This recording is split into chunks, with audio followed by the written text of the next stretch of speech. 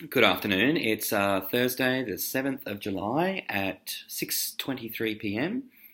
I'm actually sitting around waiting on hearing about a date that looks like it's probably going to fall through, like a lot of the grinder ones. Some guys just kind of get all into it and then flake out when they say they're going to turn up or call you or whatever.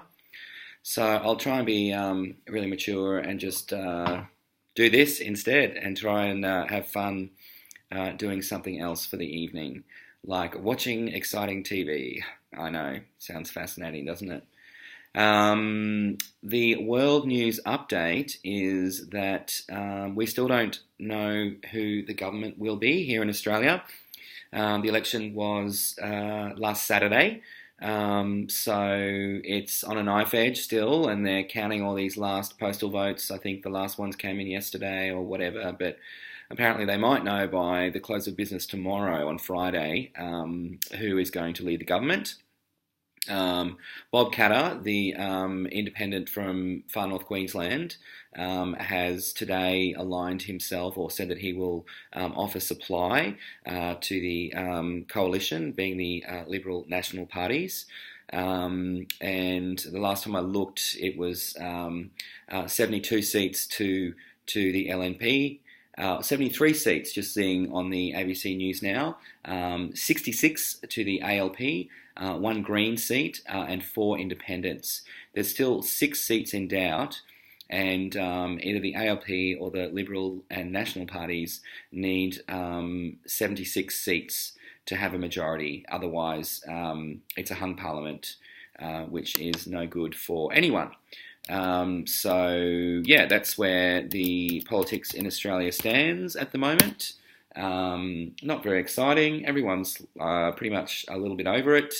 The left are clearly up in arms on a number of levels. The first one is that they clearly are very happy that they've made a big dent in the majority that, ironically, Tony Abbott secured for the LNP 3 years ago. However, there's a little bit of grumblings, which might be reminiscent of the grumblings in the UK about the Brexit vote, that the majority is stupid or homophobic, racist, all that shit that the right gets thrown at it constantly. But there's not really anything exciting about the whole process, actually. It's disappointing for clearly the ALP and the Greens. They are in a position now where pretty much, based on looking at the TV right now, seeing 73 to blue and 66 to red, they don't have any chance of forming government, that's clear.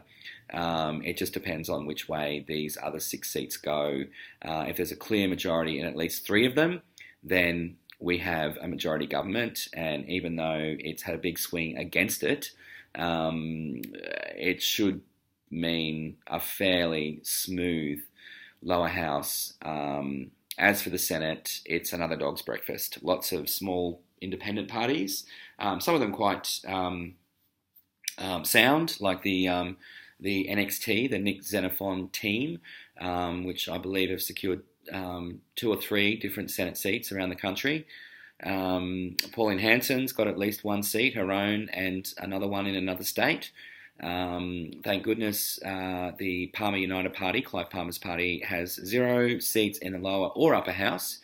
And then you've got your Liberal Democrats and all those other little parties that are in for the mix as well. I don't know how many Green senators there are that have been elected, but it probably will be at least 3 or 4, I would imagine, based on trends and based on more young people voting, because they like to vote for the Greens in their spirit of progressive values and also just being left out of the economic miracle that is the 20 teens in Australia.